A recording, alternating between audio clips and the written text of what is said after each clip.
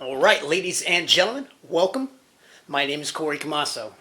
Today, we are going to be making part 2 of the video that is, in my opinion, one of the most important things we can do for our community, and that is sharing the information about COVID-19, the one thing on everybody's mind, the coronavirus.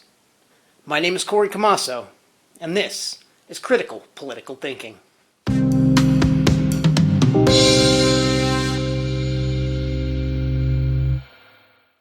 Hello, this is Camasso. Welcome to Critical Political Thinking. Today, I will be bringing you more information in part 2 of the video on the coronavirus.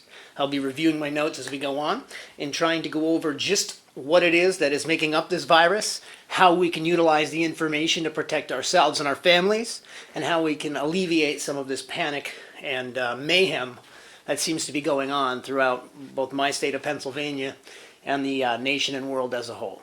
So, without further ado, let's jump right into the important information, to which some of this I have already covered in video 1, but the most important things, such as symptoms, anything that's updated and whatnot, are things that I do want to go over. So, at the time that I've made this video, I do want to give you the stats. We are now here. I'm going to be premiering this video Monday morning. It is now late Sunday evening. When I promote this video, I did the estimations based on the curve and whatnot to give you the current stats when you'll be viewing this video, like I said, sometime on Monday. Currently, the world has 715,000 cases of coronavirus. 34,000 people have died, and 150,000 people have recovered. In the United States, there are 140,000 cases. 2,500 people have passed away, and only 15,000 people have successfully recovered. Keeping in mind when I say recovered, we are still very in the infancy of what we know about this virus, and basically what we do need to understand is we can even get this virus again. And while the majority of people that do get the virus again are asymptomatic, they are still carriers of the virus. So what we need to understand is, from what it at least appears, almost everyone will end up catching this virus at some point before this is over. And I don't mean to scare you. I don't mean to put you in a panic. All of the people that hit with this disease, all of the people, out of which 80% so far are able to deal with these symptoms on their own. They're able to self-treat the symptoms, symptom by symptom, and are able to alleviate a lot of the problems that come with the virus. So with that said, what you need to understand is that basically only 20% need to be hospitalized. And when I say only, I don't mean only. That is a substantial number. That number is climbing exponentially, as we expected it to do. But what we do need to understand is it's also doing just exactly what we thought it would do. And that is basically release patients in the same speed. Most of the patients that are being input are coming in at very similar ratios, which I will go over with you in a little bit. But what that means is we're in a good place. Things are balancing, and it seems as if everything that we're doing throughout the quarantine and the 5 steps and whatnot is functioning, is working. They're going to go over all of that, like they said, either Monday or Tuesday. But from what I can tell you, from all of the research that I've continuously done, driving myself nuts, I'm sure I got a couple more gray hairs, if not up here, definitely in my beard. But either way, it is what it is. In New York alone, there are over 60,000 cases of coronavirus confirmed. Usually these numbers are only confirmed. So many people don't even realize they have this virus. And while we say, well, they don't even know they have it, what does it matter? They're carrying the virus, and they're getting everyone else sick without even knowing it. And that is why this is so important. Whether you have symptoms or not, stay home. You do not need to go out right now. We need to stock up. All of these things we will go over, but you just need to focus. It's so important. We need to drill it in your head. This is not about you. This is about all of us. New Jersey, 14,000 cases, 175 dead. Over 1,000 dead in New York. 1,000 people already dead. California, 6,000 people with 125 deceased. We have Michigan, 4,750 with 115 deceased. Washington, 4,400 with 200 deceased. The reason that seems so high is, number one, there is a higher elderly population there, but also because it was the initial location to where the virus hit, and it was before we had all of the treatments, all of the help, all of the knowledge so far. And even though we are so far nowhere within this, we were within the first 3 weeks as far as the America is, so all the facts that are coming in are factual, not, biased information from China, so on and so forth. So with that said, those are the tops. That is your top 6 states. Unfortunately, Massachusetts, 4,350 dead. That's your top 6. But like I said, Washington, that number is always going to be a little bit higher, only because that is because of the situation. Same thing with New York. They are new. They were the first 2 states to get inundated with the virus, and Washington definitely wasn't prepared for that. So let's go over symptoms. Obviously, it's the fever, chills, sweats, dry cough, respiratory issues, which is difficulty in breathing. Like I said the first time, it's the tight belt around your chest, and it just keeps getting tighter and tighter and tighter. As soon as you start to feel that belt is when you need to contact emergency medical care. That is what the hospital for is, not just going in there to visit, not just going in there to get a test. That's not where we're supposed to be going to get those things. They are setting up testing centers for that purpose, to keep you away from the people that are already sick, because if you don't have it, you don't need to catch it right now. We need to stop the curve. There was also a few other things that I didn't discuss in the first video, and that's a little bit of soreness and weakness. A lot of times people are really starting to feel that as the first oncoming symptom. That is basically what they would consider the onset. And it's basically, like I said, most flu-related symptoms are very related to this, as it is a coronavirus and it is a flu-like viral infection. With that said, there's another test you can do. Hold your breath for between 10 and 15 seconds, a nice deep breath, and if you can do that without any discomfort, coughing, sneeze, anything, chances are you're not symptomatic enough that you are requiring any kind of medical care at that time. From my opinion and from what I've been told throughout, the internet, and from doctors and physicians and everyone that I've spoken with and consulted with. Preventative measures, obviously, like I said in the first video: sanitizer, disinfectant, and hand soap. Those are your 3 tools. If you have those 3 tools, you can keep yourself and your family safe. I highly recommend getting the concentrate, making a nice little spray disinfectant in different strengths depending on what you're spraying. Obviously, you need to start spraying your packages, all incoming packages. I would recommend to order as many of the necessities and essentials that you require through sources online.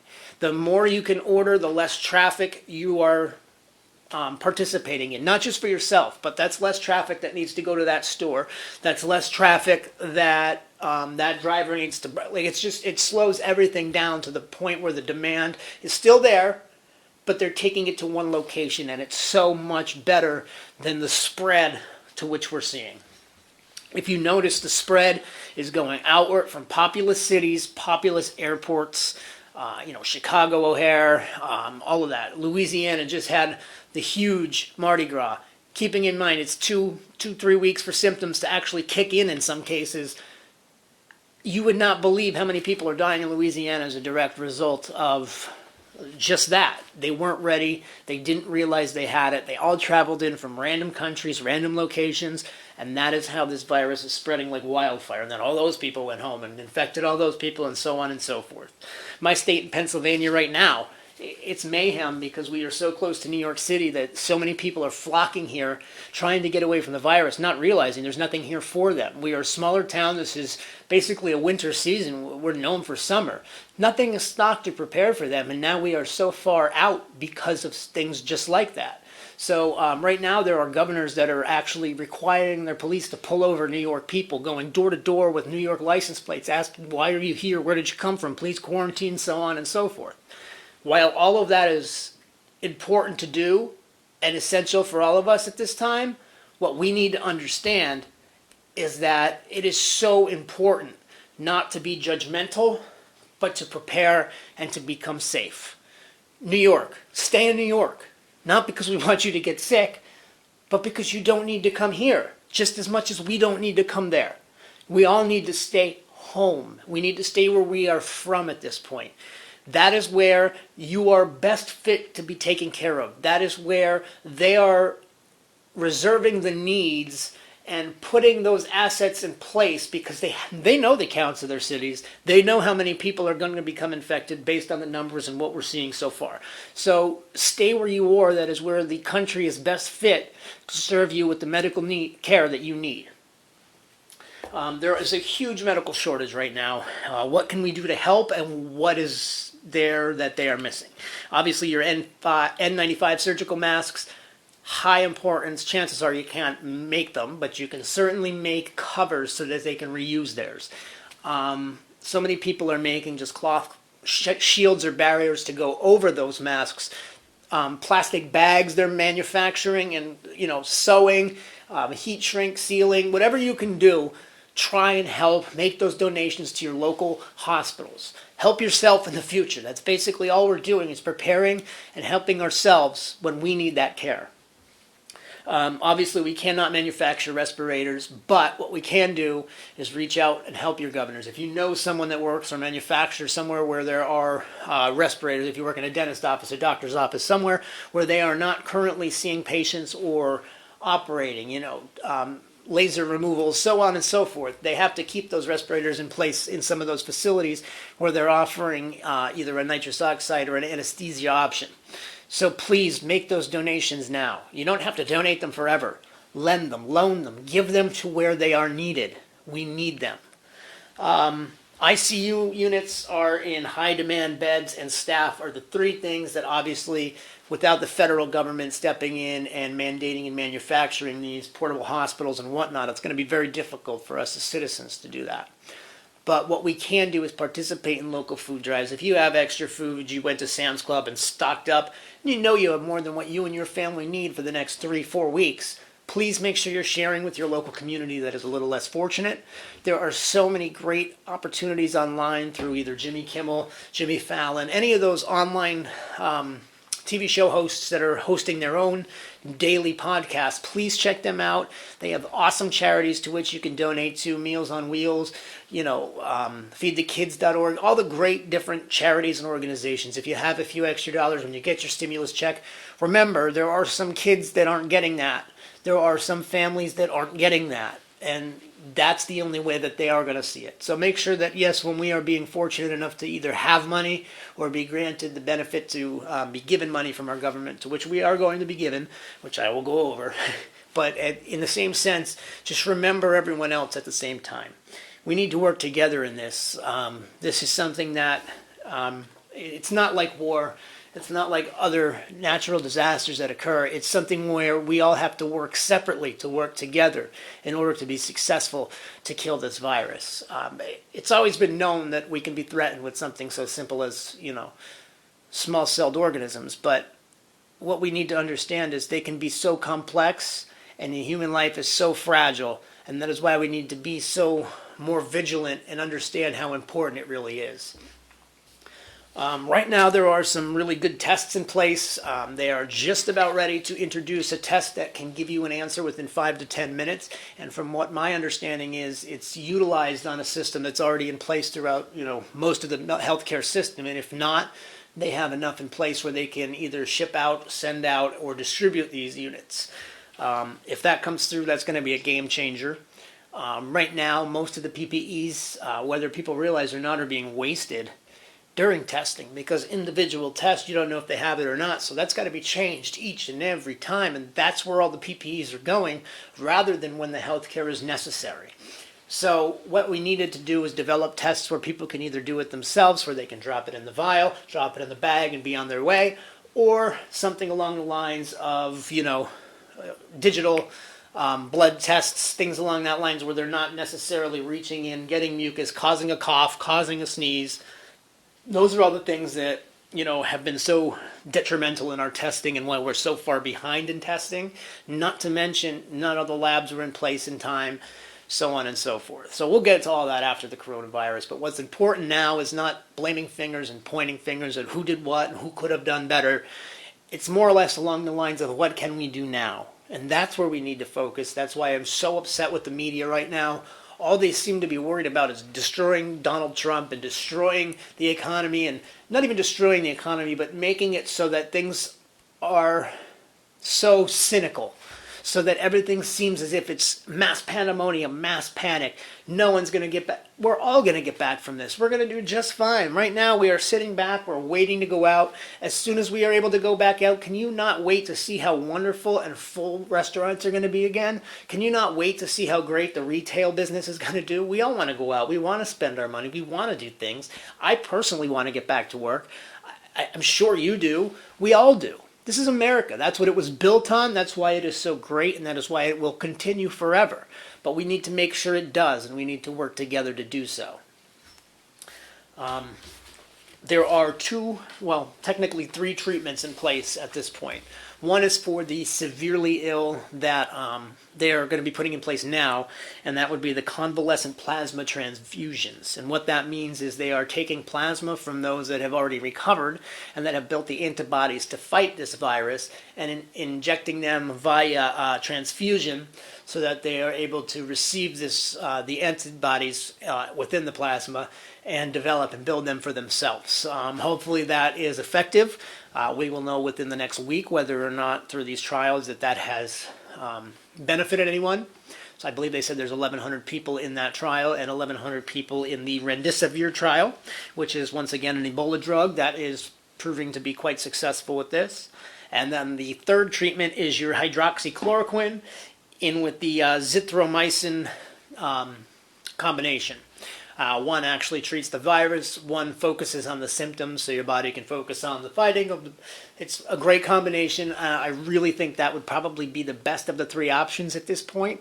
I think that is showing the most promise. Most physicians that have utilized this is saying that it is a life changer, a game changer, and I'm very happy to report that all three are now, when I made the last video, all three were starting to be notated. I had introduced you to the Zithromax pack in the last video. That wasn't really even out in the media yet, but here we are, and all three are huge and successful, and I'm very proud to report that. That is why we make these videos. I want to try and get this information out there to everyone as fast as possible. The sooner you can hear these things, the sooner you know what's going on, the more you understand. There's no reason to panic. We're going to be okay. America, we're going to be fine. There's nothing wrong with us. There's nothing wrong with this. The only thing that's wrong is it's another hurdle America has to cover. We have to jump over this hurdle. We're going to clear it. We're going to win the race. The matter is, are we going to take our time and pace ourselves and win the race, or are we going to try and jump over this hurdle so fast that we're going to fall flat on our face? We need to take our time and win the race. Go slow. It's okay to take a few weeks off. We all needed a break. We all needed I personally love this vacation. I want to go back to work. I'm getting a little stir crazy, but we'll be okay. I know that, and I want you to know that. We just need to take care and understand that we all need to stay home. Do not go out for no reason. Do not go out and do stupid things because now you can't. No, you can't. There are more people watching now than ever. Everyone, I call upon you. Do not call 911. Call the line set up. Report it on the Facebook groups where the police departments are requiring you or asking you to report tips. Let people know when businesses are open that aren't supposed to be open. Let people know when there's a drug traffic or drug anything going on. Let people know when people are where they're not supposed to be, because we have to work together. That's not snitching, that's saving. Maybe these people can't comprehend the situation they're in. Maybe these people needed that little perk or that little help to get them the help that they needed. Right now we will help anyone, and that's what we need to do. Nobody needs to be punished at this point. We all need to just understand the situation we're in and understand that we have to work together. The government is working together with us, and they did put together a wonderful stimulus package, in my opinion. A lot of people are upset. Mostly the richer people are upset, but the richer people are typically those that own businesses or are already well-to-do, and that's what they need to understand at this point. Chances are they have a nest egg. Yes, the economy tanked, the stock market's tanked.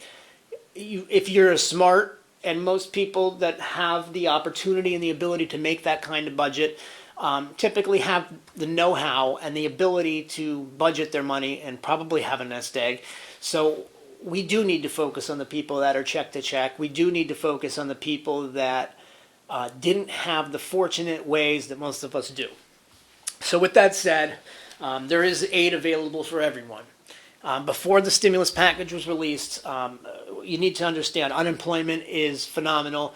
They are almost accepting just about anyone at this point, including self-employed, bands, DJs, bartenders, anyone that, if you don't even have a tax return, you can still apply for unemployment at this point, depending on which state you're in.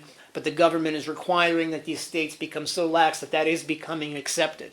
Make sure you apply. Let them know what you were making beforehand, and you will make that now. I will go over what you'll be making in the stimulus from what I understand. If this is true, it's going to be difficult to see a lot of people want to return to work, but I know at the end of the day they will, because they're going to want to maintain that level of income, because they're going to see how great it is to be a successful working American. If anything, this is going to force people to realize what it is to make money, what it is to be successful, and I kind of think this is going to benefit us more than you imagine. Trust me, mark my words. This is going to be the start of something great. So here we go. A single person, if you make less than $75,000, you will be receiving a check for $1,200. If you're a couple of two, and you make less than $150,000, you will be receiving a check for $2,400. If you're a family of three, you will be receiving a check for $2,900. If you are a family of four, you will be receiving a check for $3,400, so on and so forth.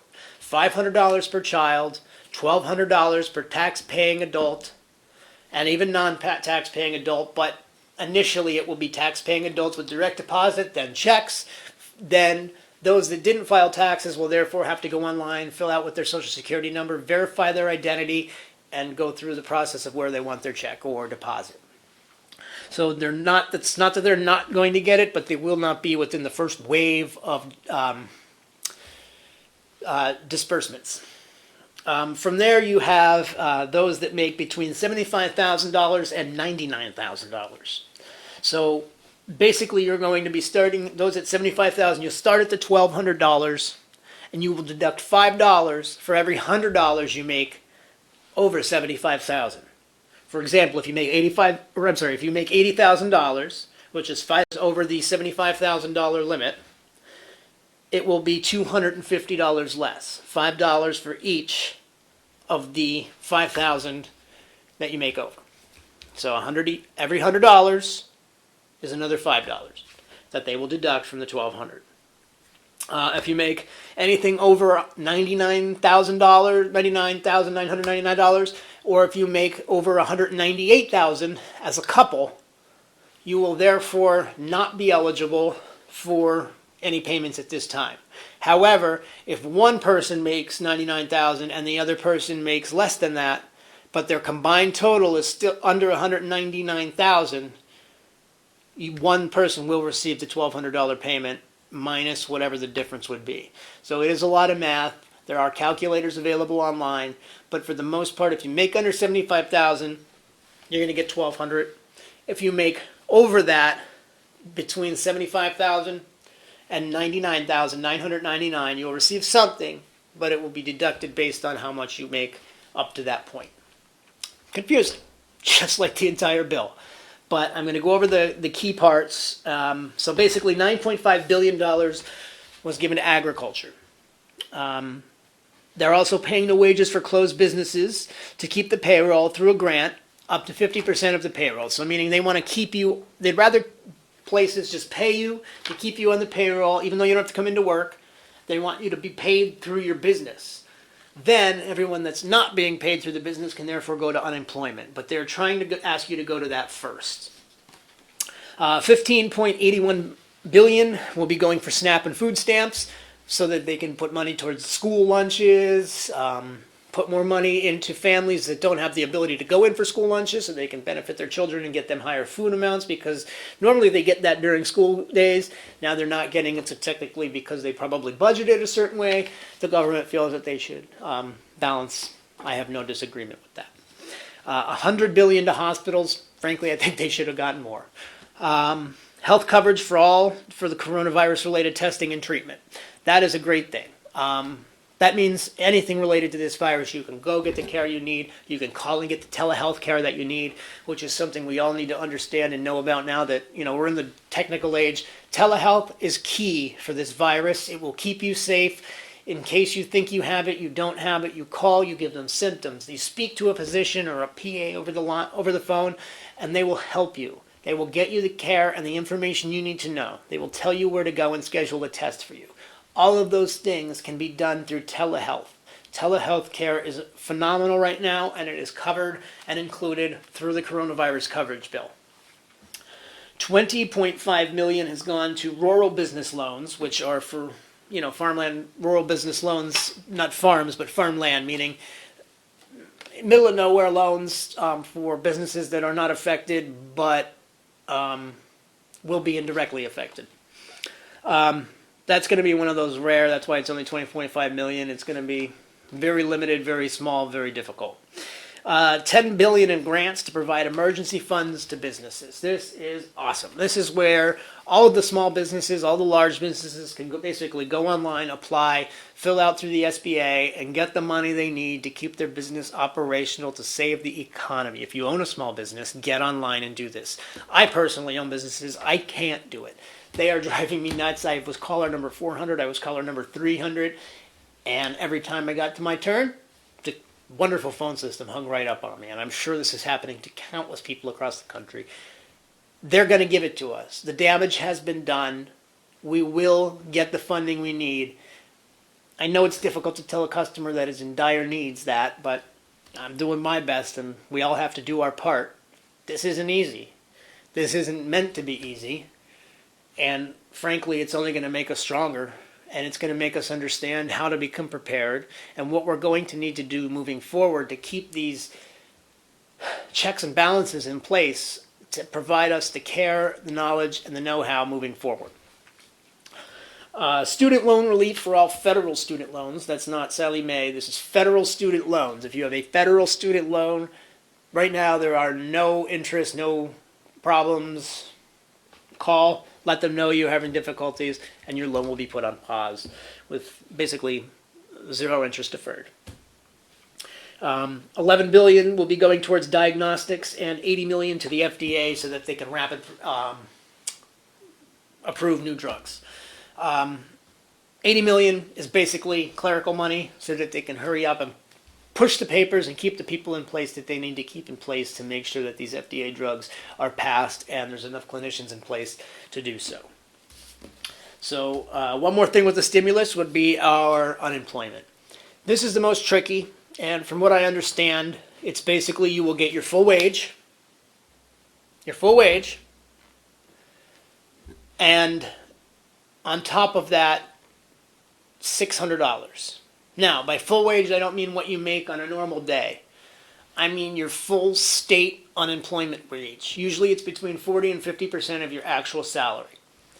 So basically what I understand is somebody that makes around $1,100 a month, or let's just say $1,000 a month, okay, and their state is paying 50%, that brings you down to a payment of $500. So technically you'll be receiving $500. That's how much your payment would be because you maxed out. That's how much you made, and that's 50% of what you made. Your state max was $500. You're getting that full $500. Boom. Plus an additional $600 from the stimulus package, which brings you to $1,100. So in some cases, you'll actually be making more than what you would have made not working, or working rather. So that's where a lot of people are getting to the point where they're going to say, well, nobody's going to want to go back to work for 4 months. Why would you? Let me tell you why. Because the place can call you back and say, listen, you're coming back to work. We are putting you back on payroll. Whether or not you want to come back to work, that's fine. But the government's giving us money, you're back on payroll. That pulls you from unemployment. You're back on payroll. You're back making your regular wage. And that's how we're going to transition back into the workforce. So people don't panic. Don't think people aren't going to go going back to work. That's not how this is going to go. And they have been smart enough to sit down and think of it. And I believe that's why things took as long as they did. People were always going to, the media has been throwing wrenches in everything. They're making it look like one person wants this, one person wants that.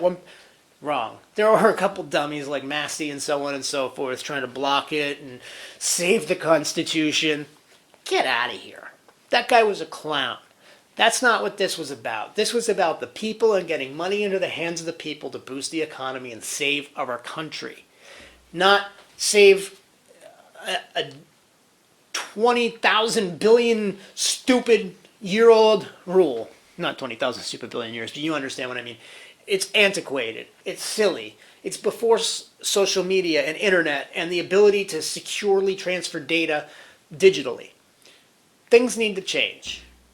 And I really think that this virus is opening the eyes and seeing what is antiquated, what needed to be updated, what needed to be fixed. And I think through all of this, we're going to be in a lot better place. Most people, I mean, right now we got to go through the thick to get to the thin. But let me tell you, it's going to be nice in the thin. And sadly, we had to go through this to get there.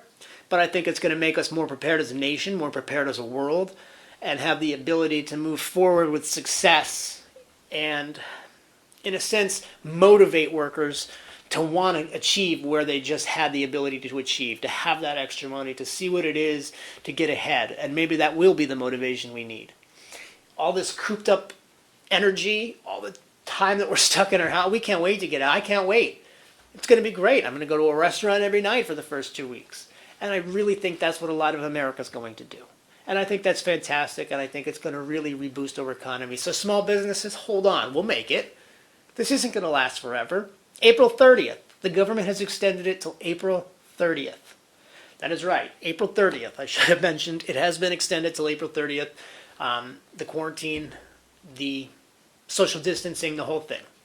Now, keep in mind, every state has the right to interact and add and subtract from that as you will. My state, my current county, is on a stay-at-home order, meaning I cannot leave my house unless I am going for food or medical supplies or medical care. Those are the three things I'm personally allowed to leave for, and press-related media matters. So if there's an emergency, a fire, I'm obviously going to go and report on that. Outside of that, I'm not leaving my house. I'm not allowed. A lot of countries, or a lot of states are like that, rather. I apologize. Well, countries as well. Don't get me wrong. Italy's on lockdown. Spain is on lockdown. Canada's on lockdown. But California is now on a lockdown. They're not allowed to go out. We also have New York on lockdown, which needed to be done. I think it's important. New York City is on lockdown. I think it's important that people really pay attention and follow these social distancing rules. They understand the importance of slowing the curve. We are probably all going to catch this at some point or another. But what we need to understand is, in order for us to survive, we need to make sure healthcare isn't stretched so thin that they're not there to provide us with the care that we need, which is what happened in Italy, which is what's happening in Spain, which is what's happening in Germany. We can't allow that to happen here, and we won't. By understanding the importance of all of us to work together to have something great in the future. We're going to be right back to normal in no time at all. And it's going to feel so good to know that we worked together and did it. We're going to be able to look back on this and see all of the people that stepped up, the people that went through and made videos, the people that went through and posted things, that went through and gave the information that people needed, the people that made all the entertainment, played the songs, sang the things that they did to entertain all of us throughout these dismal times. But it's through these dismal times that we see the good in people, and that's where we need to focus. With that said, we do need to be prepared. Make sure that when we're going out, we go out once every 2 weeks. That is my recommendation. Supply yourself with everything you need and schedule it around medical trips. If you know you have a prescription that's coming up, that's the day you're going to go to the grocery store. That's the day you're going to get your business done and get back into shelter in place. Even if you don't have a shelter in place order, do it yourself before it's made to do it. Don't be so behind that you have to have someone tell you what you need to do to keep yourself safe. Take the initiative. Do what it takes to be a good American, and do what it takes to help us beat COVID-19. I know we can do it. We are a strong country. We are a great nation, and we are a good people. And there is not one thing that we can't do if we all put our minds together and obviously our bodies apart. My name is Corey Camasso. Thank you for watching Critical Political Thinking.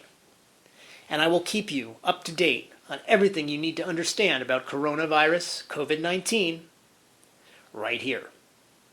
Please stay safe, practice social distancing, wash your hands, sanitize everything, but most of all, love your family, love your neighbors, and keep everyone close at this time, but socially, not physically. My name's Corey Camasso. This is Critical Political Thinking.